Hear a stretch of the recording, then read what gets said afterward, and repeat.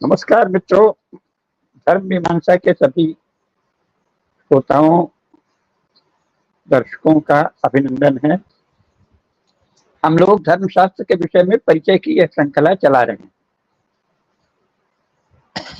कल मैंने धर्मशास्त्रों का संक्षिप्त परिचय दिया था। उसके विषय में कुछ बातें और स्पष्ट करनी आवश्यक है। वो ये है कि हमने जिन प्रमुख ग्रंथों शास्त्रों का नाम गिनाया वे सब धर्मशास्त्र हैं, परंतु धर्मशास्त्र शब्द मुख्यतः है जिनके लिए रूढ़ हुआ है उनके विषय में भी आपको जानकारी देनी चाहिए। जिन्हें स्मृतियां कहा गया बाद में, वही धर्मशास्त्र हैं। वेद तो सभी धर्मों का मूल है। कहा गया है वेदो खिलो धर्म मूलम, अखिल धर्म का मूल वेद है। तो वेद तो आधार हैं धर्म के। जो वेद बाह्य है वो अधर्म है, यही सनातन धर्म है। तो इसके बाद लेकिन जो मैंने कल वाल्मीकि रामायण और महाभारत का उल्लेख किया, निश्चय ही वे भी धर्मशास्त्र ही हैं, परंतु वे मुख्यतः इतिहास शास्त्र ग्रंथ हैं, महाकाव्य हैं और इतिहास ग्रंथ हैं। तो उनकी धर्मशास्त्रों में सामान्यतः सीधे रूप में चर्चा नहीं होती। उनमें भी धर्म का ही प्रतिपादन है, परंतु धर्मशास्त्र शब्द से, इसी प्रकार पुराण जो है वो मूलतः इतिहास ग्रंथ है। उनमें भी धर्म का प्रतिपादन ही है, परंतु उन्हें इतिहास और पुराण कहा जाता है। वाल्मीकि रामायण, महाभारत और पुराणों को इतिहास पुराण कहा जाता है। तो धर्मशास्त्र किसे कहा जाता है? धर्म का मूल है वेद, और जिन्हें धर्मशास्त्र कहते हैं वे हैं मानव धर्मशास्त्र और अन्य धर्मशास्त्र। तो सबसे प्राचीन मानव धर्मशास्त्र है, क्योंकि इसका महाभारत में भी उल्लेख है। परंपरा के अनुसार ये लाखों वर्ष पुराना है, परंपरा से चला आया है।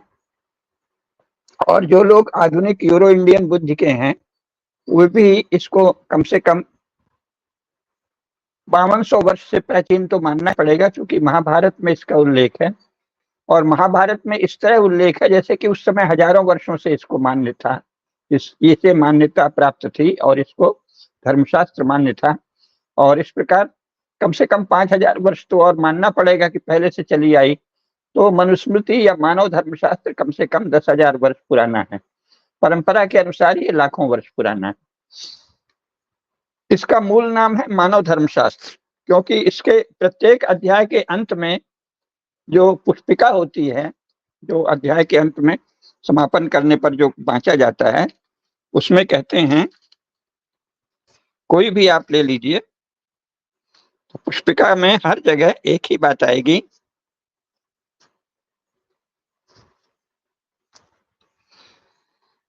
इति मानवे धर्मशास्त्रे भृगु प्रोक्तायाम संहितायाम अमुक अध्याय, प्रथमोध्याय द्वितीय अध्याय।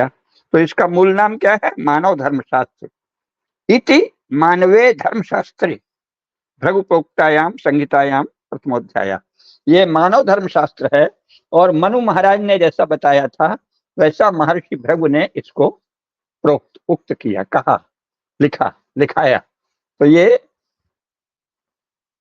महर्षि भृगु द्वारा लिखवाई गई और मनु के द्वारा उपदेशित मानव धर्मशास्त्र नामक महान ग्रंथ है। लिखवाई गई नहीं, लिखवाया गया कहना चाहिए, व्याकरण की त्रुटि हो गई। ये महर्षि भृगु द्वारा लिखवाया गया और स्वयं महाराज मनु के द्वारा उपदेशित मानव धर्मशास्त्र है। इसके विषय क्या है ये जानना चाहिए। तो मनुस्मृति या मानव धर्मशास्त्र आप कहाँ से पढ़ें? अगर आप हिंदी के पाठक हैं तो सबसे अच्छा है चौखंबा से जो प्रकाशन है, चौखंबा वाराणसी का, उसे खरीद लें। या आर्य समाज का प्रकाशन है, उसे भी खरीद सकते हैं। आर्य समाजियों ने भी बहुत परिश्रम से संशोधन किया है, और कुछ श्लोक क्योंकि कई बार इसमें परस्पर विरोधी दिखते हैं तो उन्होंने संशोधन करके उनको हटा दिया है, सुसंगत बनाया है। तो आर्य समाज का भी आप देख सकते हैं। आर्य समाज प्रकाशन जो नई दिल्ली से है, उसकी मनुस्मृति भी अच्छी है। और पूर्ण प्रामाणिक अगर परंपरा से चली आई पढ़नी है तो चौखंबा संस्कृत संस्थान, चौखंबा संस्कृत संस्थान वाराणसी के द्वारा प्रकाशित मनुस्मृति पढ़नी चाहिए। उससे आपको पता चलेगा कि मानव धर्मशास्त्र में क्या लिखा है। वर्तमान में इसे जो प्रकाशित किया था छपे रूप में, वो तो जाहिर है जब प्रिंटिंग प्रेस आया तभी हुआ है, लेकिन पहले से हस्तलिखित प्रतियां चली आती हैं।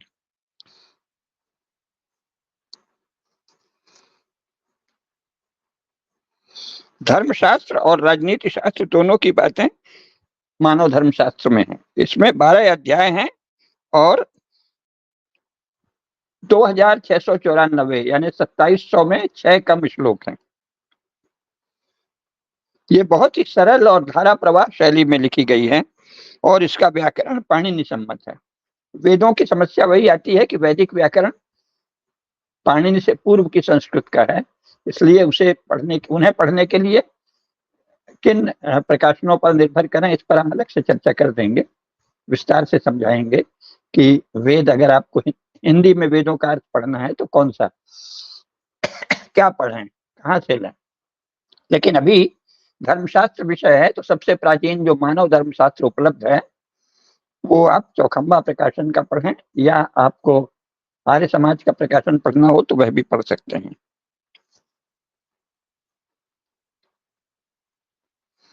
गौतम, बौधायन और अपस्तंभ धर्म सूत्रों से और विष्णु धर्म सूत्रों से इसके बहुत से सिद्धांत मिलते जुलते हैं। इसका सार यह है कि चारों युगों में युगानुसार धर्म के मूलभूत नियम तो वही रहते हैं, लेकिन व्यवहार में कुछ परिवर्तन किया जाता है, उसका प्रतिपादन किया गया है। संपूर्ण शास्त्र की विषय वस्तु जो है वो सबसे पहले इसमें बताया है कि धर्म के उपादान क्या हैं। वेद, स्मृति और सदाचार या भद्र लोगों का आचरण और आत्मतुष्टि, ये धर्म के आधार हैं। श्रुति स्मृति सदाचार स्वस्य च प्रियमात्मना। श्रुति यानी वेद, स्मृतियां यानी धर्मशास्त्र, और सदाचार यानी भद्र और श्रेष्ठ धर्म के ज्ञाता लोगों का आचरण, और आत्मतुष्टि, आत्मा को जिससे आनंद और प्रसन्नता मिले। श्रुति स्मृति सदाचार स्वस्य च प्रियमात्मना, अपनी आत्मा को आनंद देने वाला ये धर्म है।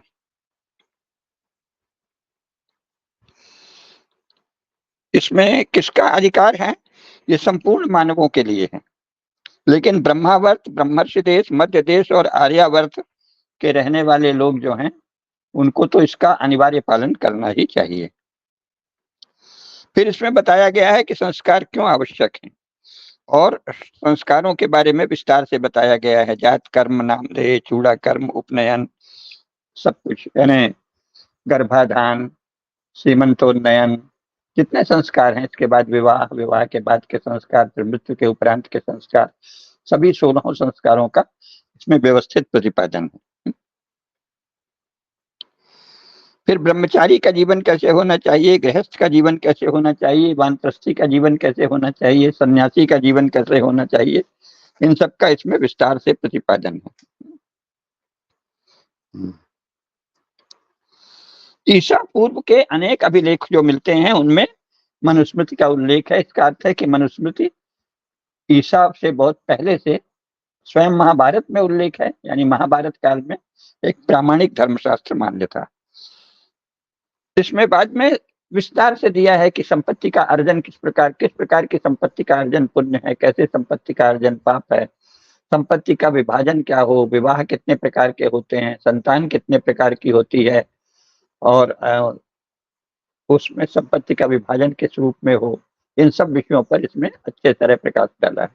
इसके बाद व्यवहार या राजधर्म है, जिसमें राजा परंपरागत आस्था, श्रद्धा, परंपरा और नियमों और लोक मान्यताओं के अनुसार किस प्रकार न्याय करे, ये बताया गया है। राजा अपनी ओर से कोई कानून नहीं बना सकता, जो लोक में सनातन धर्म के प्रतिपालक समाज में जो कुछ धर्म मान्य है उसके लिखित शास्त्र, स्मृतियां हैं, धर्मशास्त्र हैं और अन्य ग्रंथ हैं, उनके अनुसार ही राजा निर्णय करता है। राजा केवल न्याय के संबंध में निर्णय करता है। न्याय के आधार शास्त्रों में प्रतिपादित हैं और लोक में मान्य है सदा से। अब लोक ने, इस समय की क्या स्थिति है, लोक ने उन मान्यताओं को तज दिया है, कोई मांग ही नहीं करता। थोड़े से लंपट और ईसाइयों के एजेंट मनुस्मृति को जलाने लगते हैं तो उससे बौखला जाते हैं ये। अरे उनको, वो तो त्याज्य हैं, वो तो बहिष्कार के योग्य हैं, उनकी चर्चा ही नहीं करनी चाहिए। उनकी चर्चा करना, उनको महत्व देना है। आप अपनी मांग रखिए ना शासन से। आपके पास कोई वोट मांगने नहीं आता क्या? आपका किसी पार्टी में कोई प्रभाव नहीं है क्या तीन द्विजों का और चारों वर्णों का? ये तो चारों वर्णों से बाहर के और पंचम वर्ण से भी बाहर के म्लेच्छ लोग हैं। जो मनुस्मृति जलाते हैं वो म्लेच्छ हैं और वो विदेशी शक्तियों के एजेंट हैं। उनकी ओर मत देखिए। समाज में मनुस्मृति के पालन की मांग होनी चाहिए और उसमें धर्माचार्यों की एक महापरिषद शासन बनाए तो वो निर्णय करे कि इसमें से क्या मान्य है क्या नहीं। अगर कुछ नहीं मान्य है तो उसे तजा जा सकता है, उसका यथा प्रसंग चर्चा करेंगे। जैसे महापातक हैं, महापातक 10 गिनाए हैं, उसमें पहला ही महापातक है सुरापान या मदिरापान।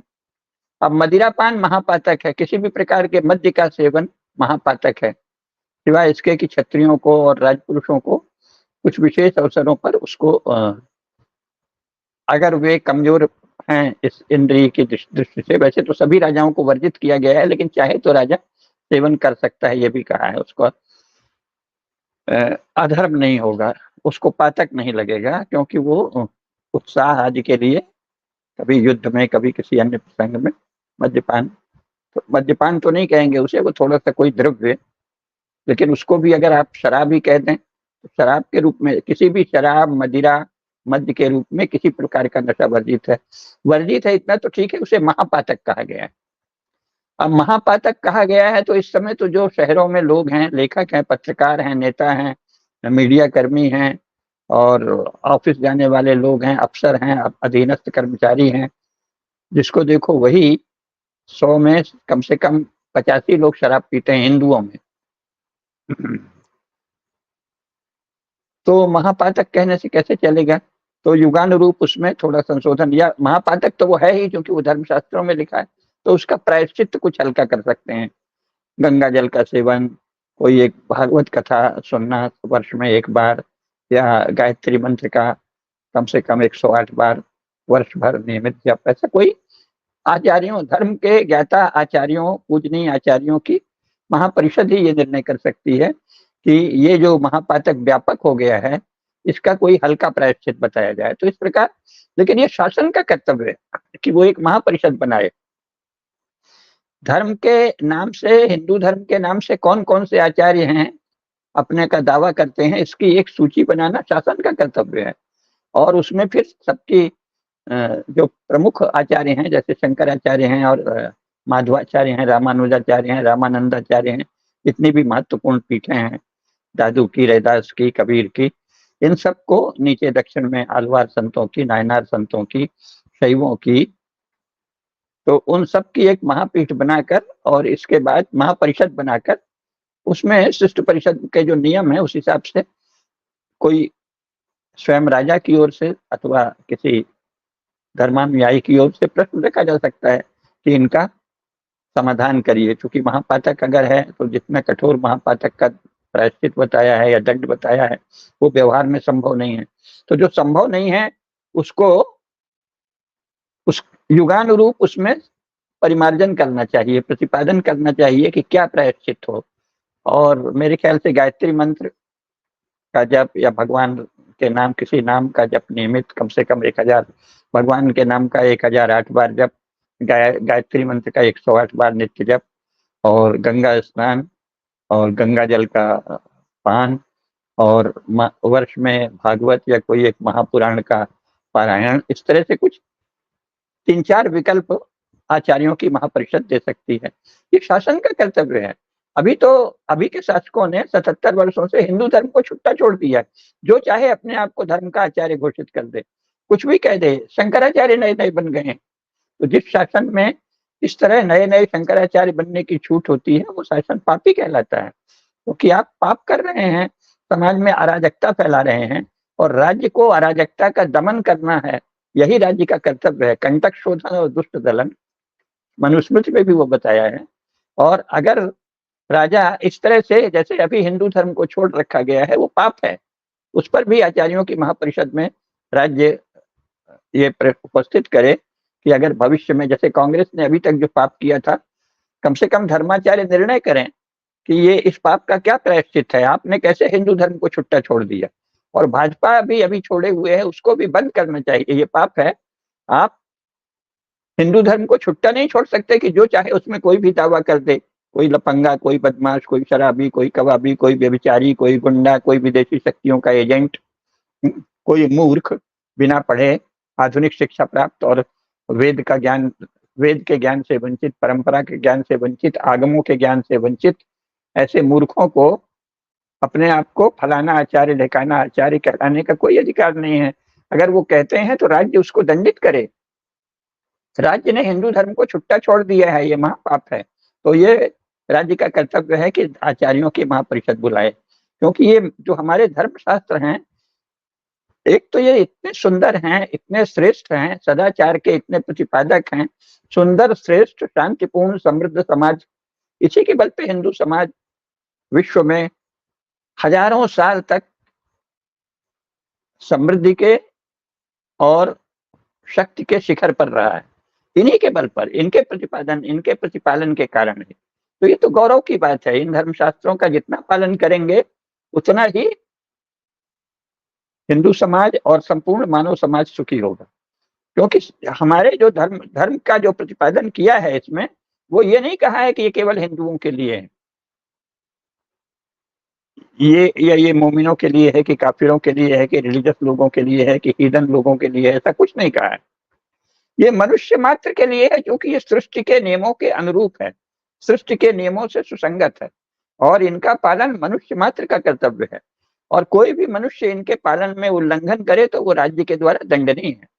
जैसे सत्य है, क्या है, धृति 10 नियम, दशकम धर्म लक्षणम मनु ने कहा है, धृति क्षमा दमोस्तेयम शौचम इंद्रिय निग्रह धीर विद्या सत्यम अक्रोध दशकम धर्म लक्षणम।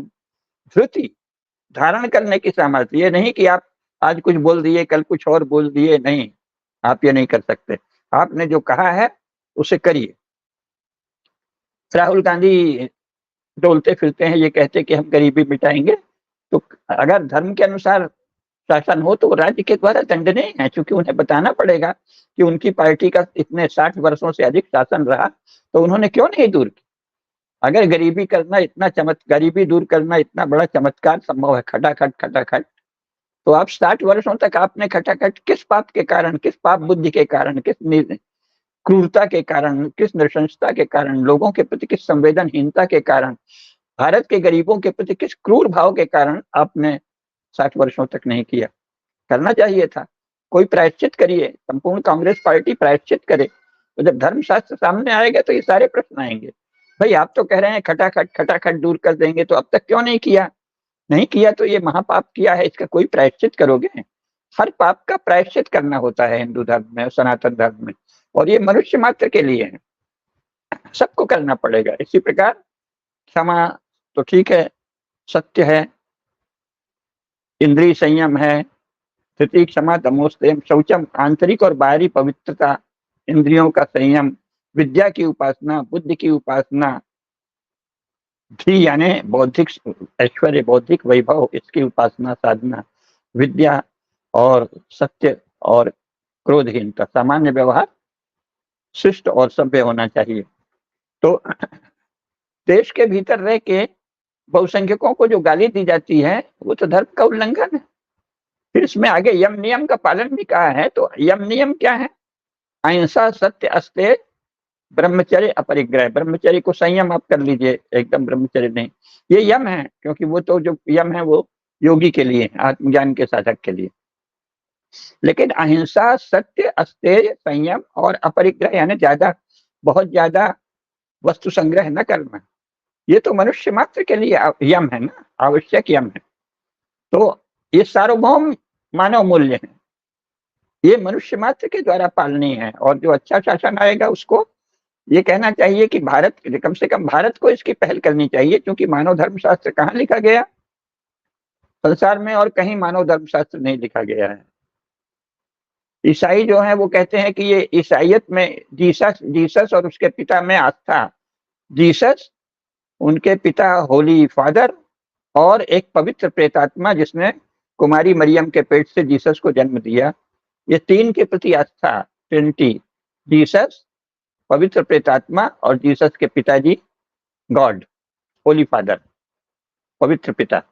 जीसस के पिता पवित्र पिता हैं, बाकी सबके पिता वो उसमें नहीं कहा है। तो जीसस के पवित्र पिता हैं जो कि सबके द्वारा पूजनीय है, होली फादर है, और पवित्र प्रेत है जिसने कि कुंवारी माँ के गर्भ से पैदा किया, और जीसस स्वयं। इन तीनों में आस्था सबको लानी पड़ेगी, और जो इन तीनों में नहीं लाएगा उसके लिए वहां बहुत सारे दंड विधान है। तो मानव धर्मशास्त्र ऐसा नहीं है, ये नहीं कहता कि ये जीसस और जीसस के पिता और जीसस की रक्षा करने वाली या जन्म देने वाली पवित्र प्रेतात्मा में जो श्रद्धा करे वो इनका पालन करे या ना करे, ऐसा कुछ नहीं कहता। सब मनुष्यों को पालन करना है।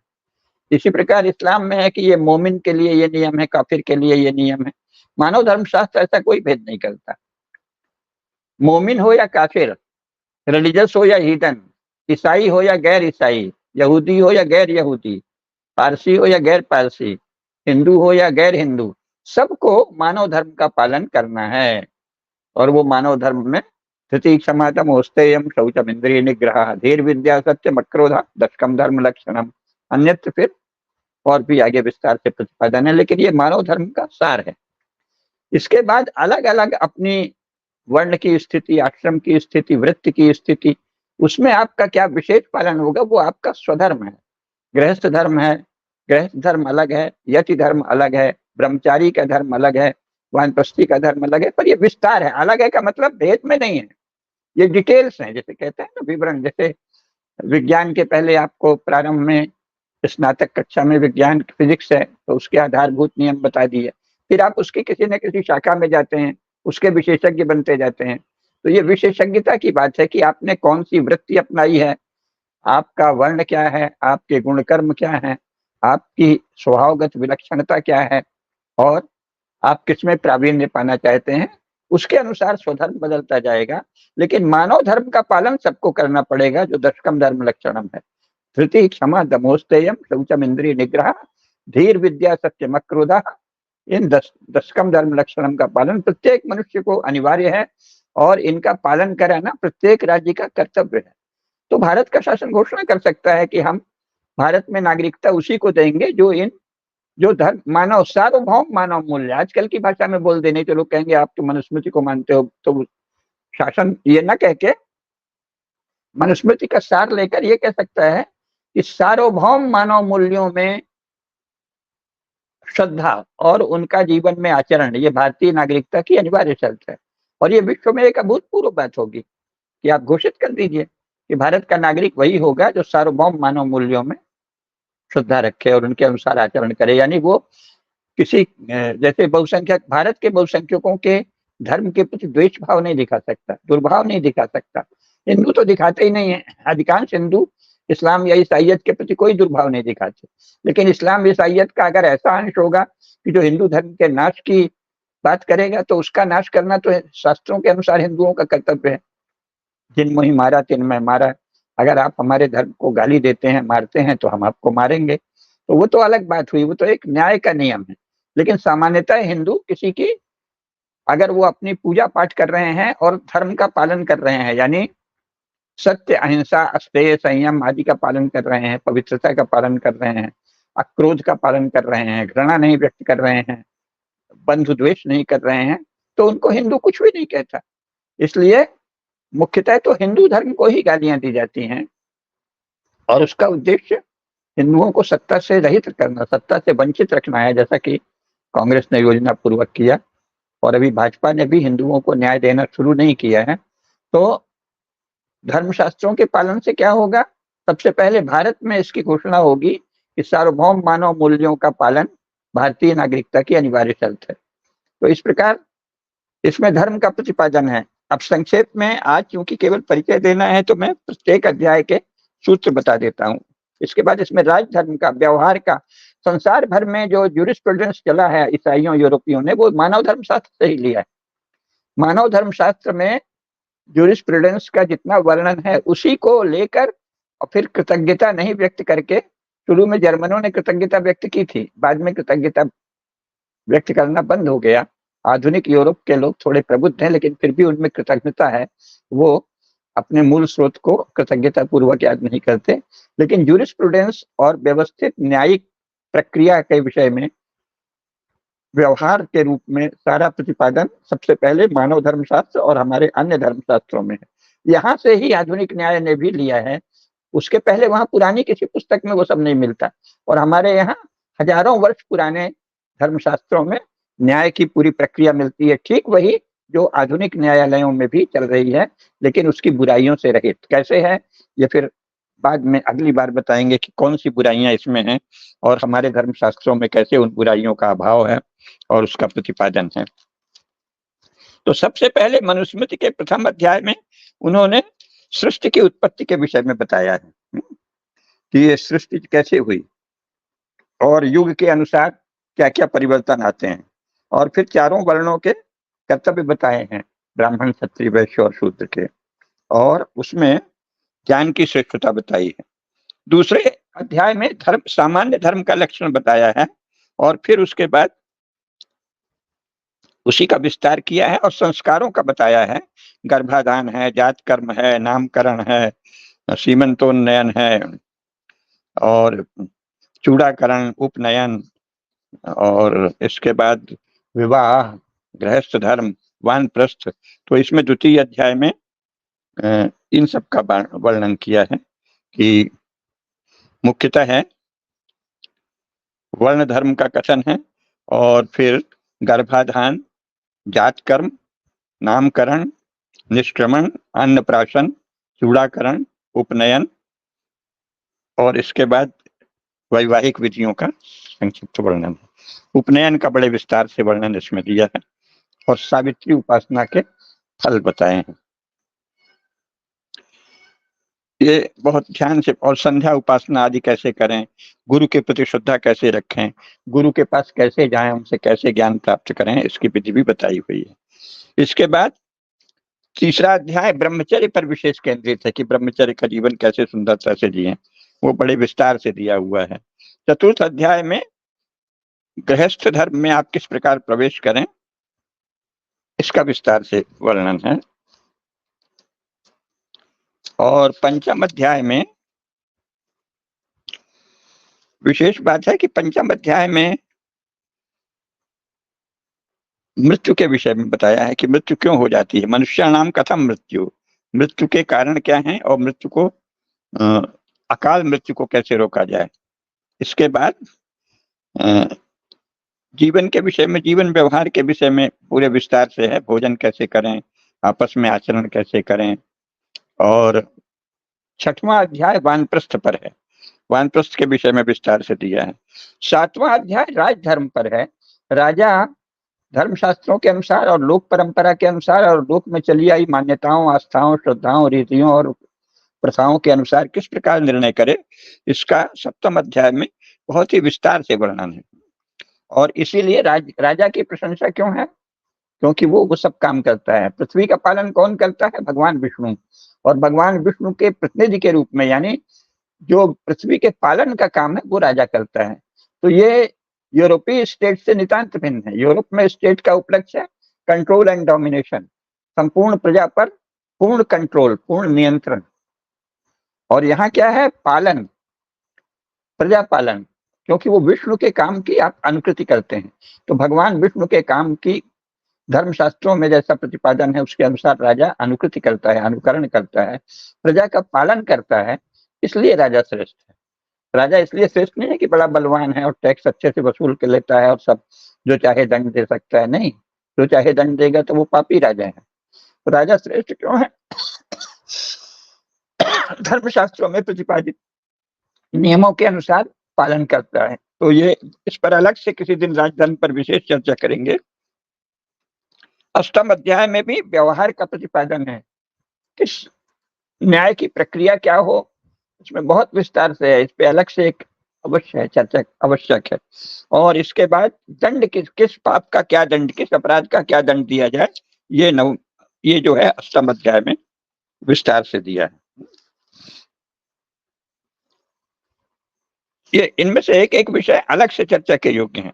इसके बाद नवम अध्याय में स्त्री और पुरुष दोनों के धर्म, स्त्री की रक्षा किस प्रकार पुरुष को करनी चाहिए, सब प्रकार से उन सबका विचार है। और फिर संपत्ति के विभाजन का भी सारा प्रावधान, संतानें कितने प्रकार की होती हैं, उनमें से किस संतान को, कोई संतान हमारे धर्मशास्त्रों में अवैध नहीं कही गई। आपने कैसा भी विवाह किया है, आप ब्राह्मण हैं और आपने किसी चांडाली से भी विवाह कर लिया, तो उससे जो उत्पन्न संतान है उसका भी संपत्ति में हिस्सा है, कितना हिस्सा है वो बताया है। और अवैध नहीं है वो, कोई इलीगल और इलेजिटिमेट चाइल्ड नहीं। आपने चोरी से विवाह किया, आपने प्रेम कर लिया, फिर वो गर्भ रह गया, उससे कुछ नहीं। जो भी संतान होगी सब वैध है। प्रेम से उत्पन्न, विवाह के विवाहेतर संबंध से उत्पन्न सभी प्रकार की संतान वैध है। उनका एक उचित निर्धारण है कि इनको ये मिलेगा, ये नहीं मिलेगा, लेकिन अवैध कोई भी संतान अवैध नहीं है। तो ये नवम अध्याय में बताया है। जो पाप हो जाते हैं उनका प्रायश्चित कैसे करे, इस पर भी नवम अध्याय में विस्तार से है। और इसके बाद दसम अध्याय में अध्यापन पर, अध्यापन की दान लेना, दान का क्या दान उचित है क्या नहीं है, दान किस दान से क्या पुण्य मिलता है, ब्राह्मण किस दान को ले किसको नहीं ले, इन सब पर विस्तार से वर्णन। और एकादश अध्याय में फिर अन्य स्नातक आदि के विवरण हैं जो विशेषज्ञता के हैं। और द्वादश अध्याय में शुभाशुभ कर्मों के फलों का विवेचन है अंत में, कि आप जो भी कर्म करते हैं उसका क्या फल होता है। तो मानव धर्मशास्त्र धर्मशास्त्रों का मूल मान लीजिए, प्रारंभिक ग्रंथ, आधारभूत ग्रंथ जो लाखों वर्ष पुराना है, और आधुनिक जो अविश्वासी किस्म के लोग हैं वो भी उसको महाभारत से पहले का, यानी कम से कम कई हजार वर्ष पुराना मानने को बाध्य हैं। तो इस मानव धर्मशास्त्र को सबको पढ़ना चाहिए। इसके हिंदी अनुवाद सुलभ हैं, जैसा मैंने बताया चौखंबा संस्कृत प्रतिष्ठान से इसका सबसे सुंदर प्रकाशन हुआ है। जो लोग थोड़ा नाक भौं सिकोड़ते हैं कि इसमें कहीं कहीं कोई परस्पर विरोधी श्लोक है, उनको आर्य समाज वाला ले लेना चाहिए। ऐसे दो चार श्लोक ही हैं, ज्यादा नहीं है, लेकिन फिर भी आपको बात बात में नाक भौं सिकोड़नी ही है तो आप आर्य समाज का प्रकाशन ले लीजिए। लेकिन मनुस्मृति पढ़िए, मनुस्मृति पढ़ने से आप धर्मात्मा होंगे, न्यायशील होंगे, ज्ञानी होंगे, और मूर्खों के प्रचार प्रोपेगेंडा से प्रभावित नहीं होंगे, और मूर्खों को कैसे दंडित करना और कराना ये भी जान जाएंगे। उनकी कब उपेक्षा करना, कब उन्हें दंडित करना, ये सब भी आप जान जाएंगे। तो मानव धर्मशास्त्र प्रामाणिक रूप से सबसे प्राचीन, विश्व का सबसे प्राचीन धर्मशास्त्र है। विश्व भर के मनुष्यों के लिए इसमें धर्माचरण का निर्देश है। और जैसा मैंने बताया, वेद तो धर्म का मूल है, लेकिन वाल्मीकि रामायण और महाभारत तथा पुराण ये इतिहास ग्रंथ मुख्यतः कहे जाते हैं। धर्म उनमें भी है, इस अर्थ में वो धर्मशास्त्र हैं, परंतु वे मुख्यतः इतिहास पुराण है। और भगवत गीता योग शास्त्र है, मोक्ष शास्त्र है, धर्मशास्त्र भी है, लेकिन उसमें साथ में मोक्ष शास्त्र का प्रतिपादन भी है। इति श्रीमद भगवत गीता सोपनिषत्सु ब्रह्म विद्यायाम योग शास्त्रे, ऐसे कहते हैं ना, तो ब्रह्म विद्या है, योग शास्त्र है वो। ऐसा स्वयं पुष्पिका में कहा है, ब्रह्म विद्यायाम योग शास्त्रे, वहां धर्मशास्त्र नहीं कहा है। और इनकी मानव धर्मशास्त्र में क्या कहा है, इति मानव धर्मशास्त्रे। तो ये स्वयं इनके इन ग्रंथों में ही इनका नाम धर्मशास्त्र लिखा है। ये अधिकृत धर्मशास्त्र, मूल धर्मशास्त्र है, क्योंकि इसमें धर्मशास्त्र में धर्म का ही प्रतिपादन हुआ है। बाकी जो है गीता में बहुत सभी दार्शनिक विषयों का समाहार है, और वो ज्ञानियों के लिए सबसे उपयोगी है। ज्ञान की, आत्मज्ञान की इच्छा रखने वालों के लिए सर्वाधिक उपयोगी भगवत गीता है, लेकिन लोक व्यवहार के लिए विस्तार से प्रतिपादक धर्मशास्त्रों में हुआ है। और इनमें सर्वोपरि है मनुस्मृति कहा जाने वाला मानव धर्मशास्त्र। तो आज इतना ही, फिर अगली बार अन्य शास्त्रों का परिचय कराएंगे। नमस्कार, जय श्री राम।